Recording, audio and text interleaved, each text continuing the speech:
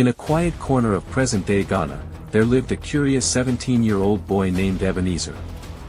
While others played football or scrolled endlessly through their phones, Ebenezer spent hours in his grandfather's old shed, building strange machines out of discarded electronics. His small village, dusty and warm, didn't quite understand him, but he didn't mind. Ebenezer had a mind that reached far beyond the borders of his time. One evening, as the sun dipped behind the cocoa trees and the sky painted itself in gold and purple, Ebenezer finally did it. His latest invention, a wrist-worn device he called Chrono, flickered to life. The device wasn't just meant to tell time, it was meant to break through it. And it did. In a flash of light, Ebenezer disappeared from his shed and landed in a city that glowed in ways he had never imagined. Towering buildings hummed with energy. Cars flew above his head. Digital screens floated mid-air, projecting images he couldn't begin to understand. He had landed in the year 2174. Confused and overwhelmed, Ebenezer wandered through the streets, dodging robotic street cleaners and curious eyes. That's when he met Tycho, a talking robot no taller than a school bag. Tycho, sleek and shiny, offered a simple greeting. Citizen detected.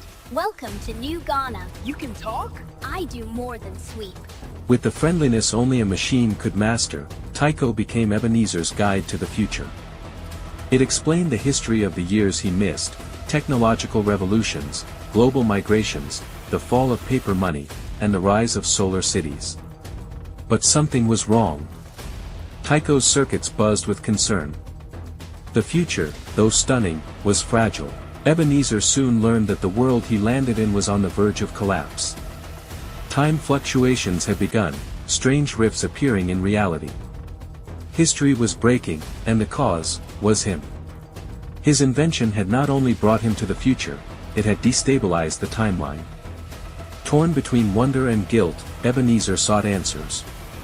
Tycho brought him to the Central Memory Vault, a massive glowing structure where digital echoes of the past were stored.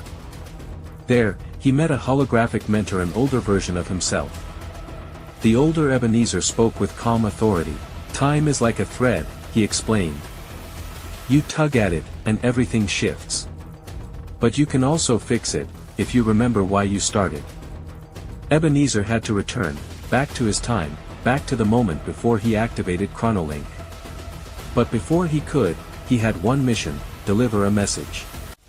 In the heart of the future city, Ebenezer stood before a crowd at a global youth conference.